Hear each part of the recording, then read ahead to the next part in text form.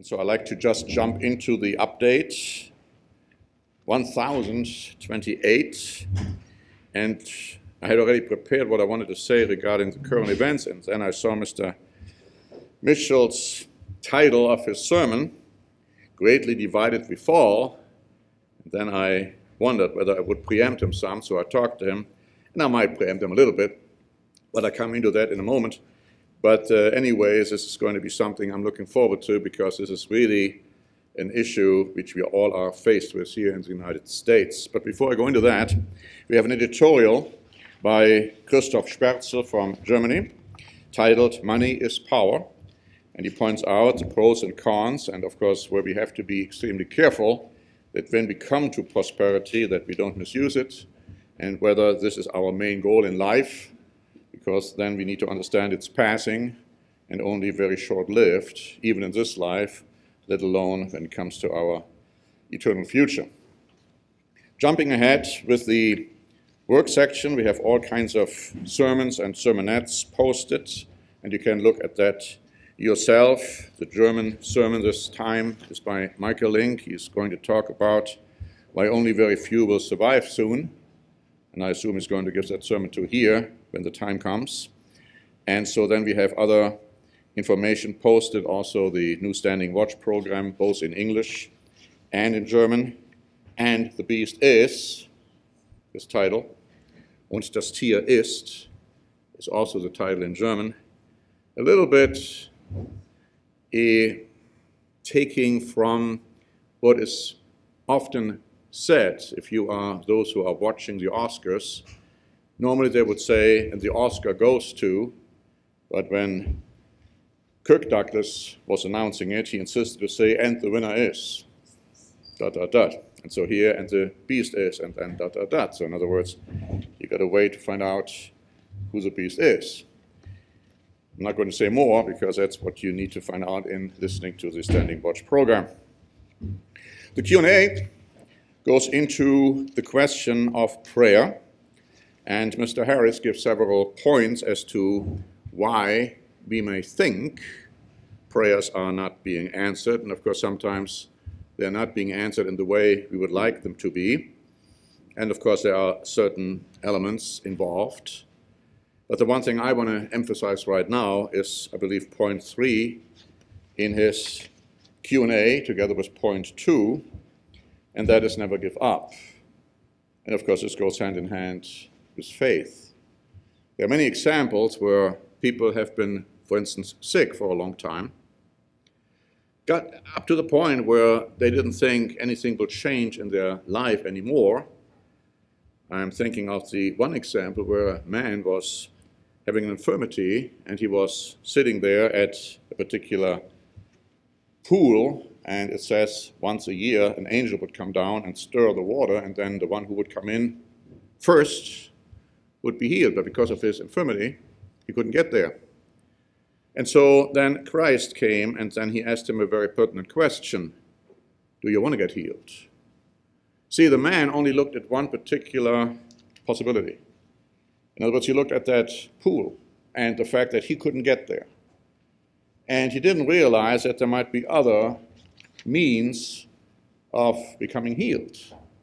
And so he got used to the concept that, well, I'm not going to be. And so Christ asked him the question, do you want to get healed? And his answer was, well, how can I? Because there's always somebody coming in front of me, getting into that pool. But that wasn't what Christ was talking about. So the point is, never give up. No matter how long you are involved in a situation, no matter how unlikely it may seem that God will intervene, see, God knows everything about us. He also tells us that there's nothing going to happen to us which we are not able to bear, and that he will give us the way of escape. Sometimes we think it's too hard for us, but God knows better. And of course, we have to have the constant faith that God will hear, that God will listen, that God will intervene at the right time. And so this is just one of the principles which are being mentioned in the Q&A, but I wanted to mention that because it is so important that we, of course, pray for each other as well, and that we never lose faith. And looking back at my life, things have happened in a way lasting for many years, which I would have never thought of. originally that it could happen. And I'm sure you can say the same thing. Now let me go back then to the current events. And in the current events, we talk about, of course, the United States Supreme Court decision regarding Roe versus Wade, that this was overturned. We talk about national and international condemnation for this decision from some and praise from others. And we are also reflecting on the fact, and that goes into what Mr. Mitchell is going to talk about, I suppose, in a moment. We are talking about the fact that this country is divided as never before in recent history, with a strong possibility of what they now call legal civil war. And we are talking about the sober realization that the United States is no longer a great and influential nation. We also point out that there's a fear that no one would come to Israel's defense if Israel should be attacked. And of course, we are also briefly referring to the G7 summit in Germany, which has just ended. And we do conclude with a very sarcastic piece by Piers Morgan about the prospects of a US presidency under Kamala Harris. Now that piece you got to read. It's all over the press. We have quoted it from the New York Post, but it has been also published in many other outlets, British papers. It's a satirical piece, of course, and normally we don't publish those in our update, but this one was too good to ignore. So if you haven't read it, please do, and I'm sure you will get a kick out of that one. But apart from the humor, it is extremely likely that something like that could happen or would happen in case Kamala Harris becomes president. Woe unto us, if that were the case. But I'd like to talk a little bit about the division within the United States. And we quote from an article by Fox News on January 24, which talks about the left liberal media claiming that a legal civil war was imminent and lamenting the Supreme Court is a partisan institution bent on destroying women's rights. Another article by NBC, or CNN rather, is saying that there are two countries. There are quite literally red states and blue states. But I'd like to quote from some statements Donald Trump made during the most recent rally on June 25, and we quoted here these statements in the update, and I believe they are very accurate. Sadly so, they're also very prophetic. Let me just read them to you, some of them. He said, "It is no longer a great nation.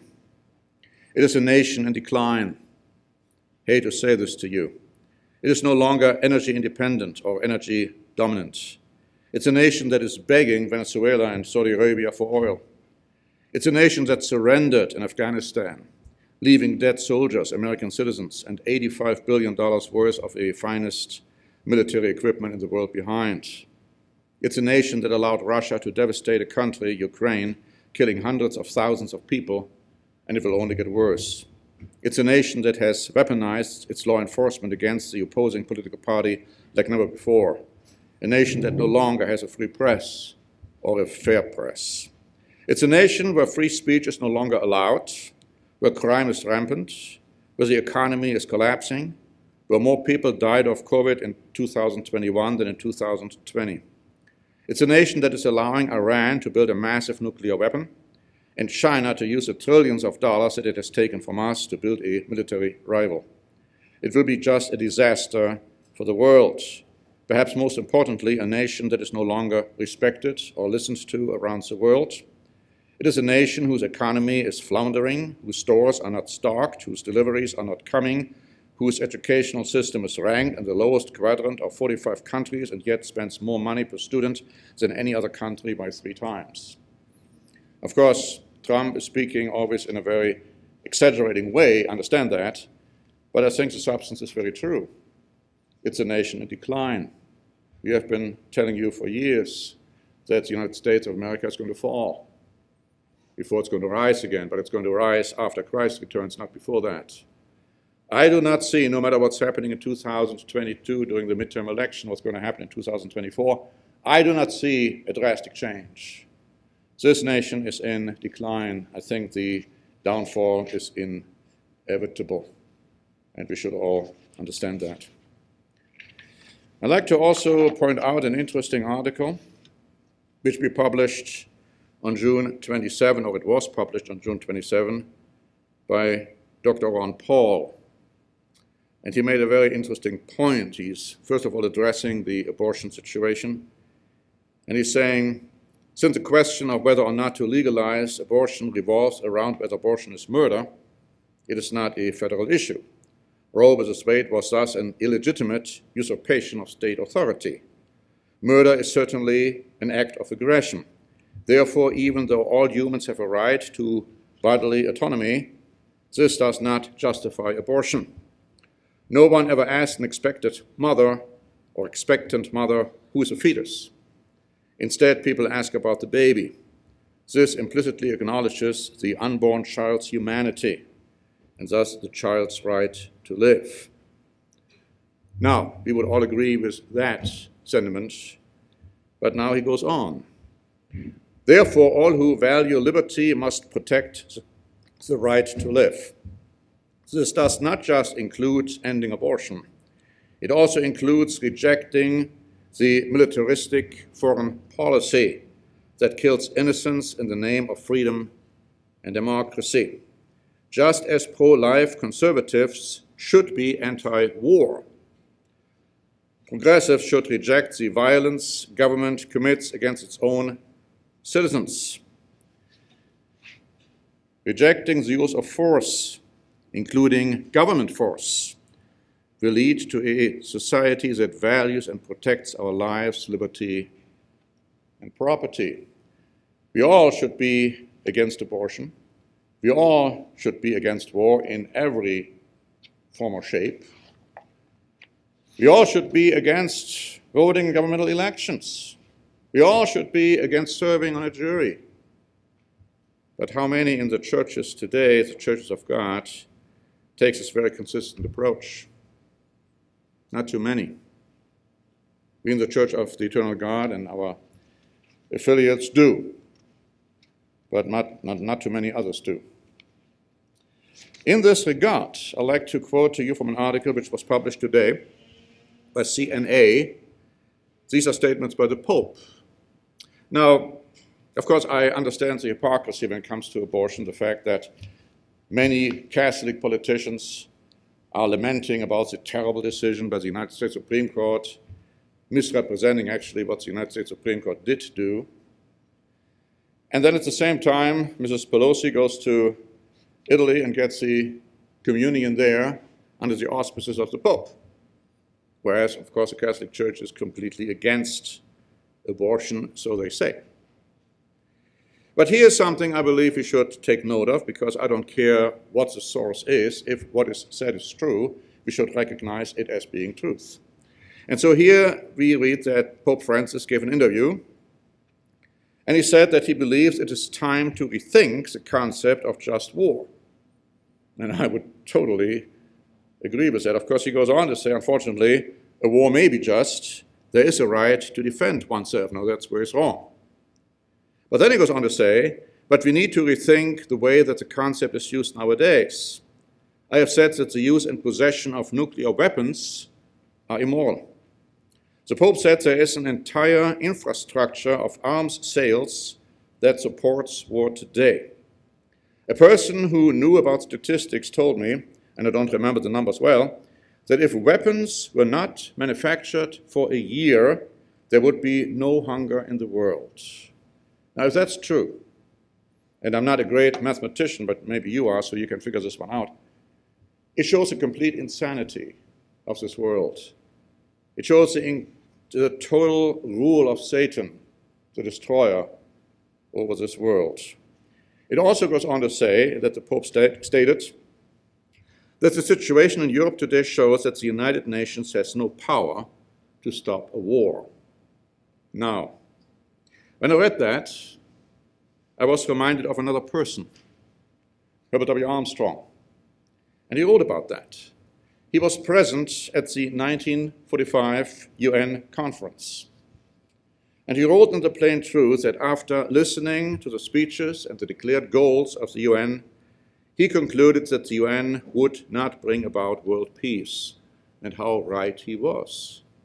He said all he heard was bickering and complaining and different opinions with no substance. That was in 1945. The same is true today. So I thought I'd bring that to your information because it was quite an interesting thing what he said, and maybe the Pope listened to Mr. Armstrong, I don't know, and came up with that conclusion now, these many years later.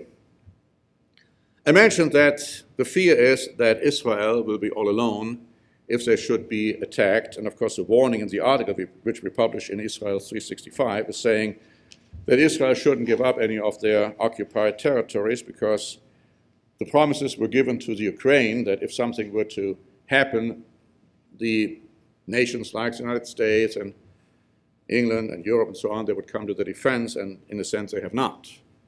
And so the idea is like if we did the same, if Israel were to do the same, nobody would come to our aid. And that is exactly what the Bible prophesies is going to happen. Israel will be all alone. When it comes to Israel, it was also announced that new elections will take place on November 1. It was originally planned in October, but some people didn't like October. And so it's going to be November 1. Israel's Knesset on Thursday dissolved itself. By now, Mr. Lapid is said to become caretaker prime minister until November 1. He's replacing Naftali Bennett, who announced on Wednesday that he will not run in the election, will become the alternate prime minister after Lapid becomes the prime minister, the premier.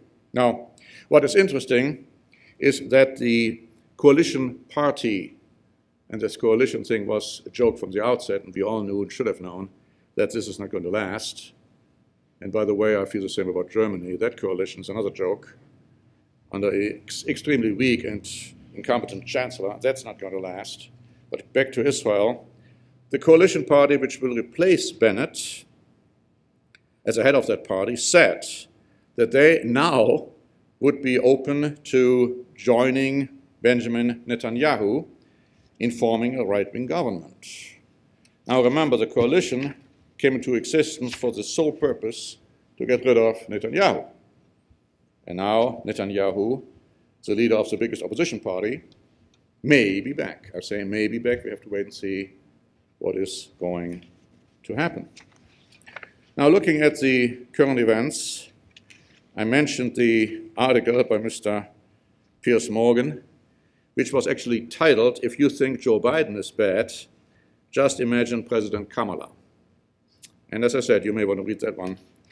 You will most certainly see why I'm recommending to read that. Now, before I close, I'd like to also read from another article which was published today, saying this: the United States appears to be drifting apart into separate nations with diametrically opposite social, environmental, and health policies. Historians have struggled to find a parallel moment, raising the 19th century fracturing over slavery and armed, violent groups in the late 60s. Now, Newsmax published this: 56% of Americans believe the government is corrupt and rigged. 49% agreed that more and more they feel like a stranger in their own country. In one question, voters were asked if it will be necessary at some point soon for citizens to take up arms against the government. Overall, 28% of voters agreed, 59% disagreed, and 12% weren't sure. That means 40% of Americans think that they will or might take up arms to fight against their own government. Now, if that doesn't wake you up, I don't know what will.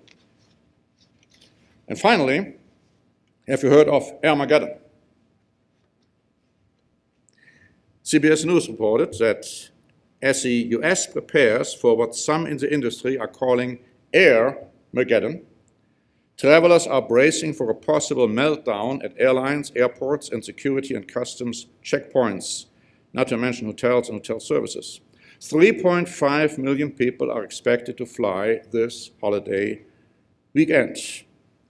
This is happening as the major airline and travel stakeholders spar over delays and cancellations. The airlines are blaming the FDA for delays. The FDA claims the airlines are flying schedules they cannot physically support. Pilots are blaming the airlines for increased workloads and flying hours they claim could be safety issues. Passengers complain against airlines up to 300% over 2019, and the US Department of Transportation is contemplating emergency rulemaking options. Delta has issued an unprecedented July 4 weekend air waiver, saying, please don't fly on July 4. And if you don't fly, then we are going to postpone and reschedule your flights without costs for another day. And then the article points out that when it comes to Labor Day, some airlines, or let's put it this way, some airports cannot be reached, will not be reached, because flights will not reach those airports anymore. They will cancel the flights. Now, this is Toledo, Ohio, is, for instance, one of those. Now, this is interesting in light of what we can expect. Now, my wife and I will be going to Germany for the feast. This was announced last time, and we had to leave already early by the end of August, because otherwise we wouldn't know and don't know what restrictions the wisdom of the German government and the wisdom of the Biden administration might come up with. But we should be safe if we leave by the end of August, and we already have the flight tickets. So we don't know what's going to happen. We have Mr. Biden and we have Mr. Fauci over here. We have Mr. Lauterbach and Mr. Scholz over there in Germany. They are four of a kind, and everybody's already talking about further restrictions, new restrictions, because of coronavirus. Now, the funny thing is, here's Mr. Fauci, who has been totally vaccinated with booster shots. He got corona, and the symptoms got worse, not better, worse. And now he admits that, well, maybe the vaccinations didn't quite work. Isn't that something? After everybody was told you've got to be vaccinated, then you are going to be safe. So this is the kind of world we're living in. Mr. Lauterbach just said, oh, we should have done a vaccination mandate in Germany, like I wanted to do it, but people didn't want it, and now we'll have the problems in the fall. This is how people can be misguided, misled, misinformed, and how they misinform others when it comes to even simple questions like that. So, again, Mr. Trump is absolutely right. This country is in complete, utter confusion and decay. But not just this country only. I just got an article this morning. South Africa is battling with energy shortages, with gas shortages. Germany is saying that if Russia would decide not to export any further gas and oil, and that is possible, very possible, they would have 2 months to survive. 2 months. And they expect a strong winter. So these things are developing in a way which are totally in line with prophecy. America is going down. Europe will decide they have to do something on their own because they cannot rely on America, and they will. More and more talk is heard about European army and getting disattached or unattached, or whatever you want to call it, from America. And of course, it fears Russia, that they will do something, so we need to defend ourselves. You heard about NATO increasing their soldiers by 600%. 600%. But NATO is not the one. It's going to be the European army, ultimately, which will be the force to reckon with.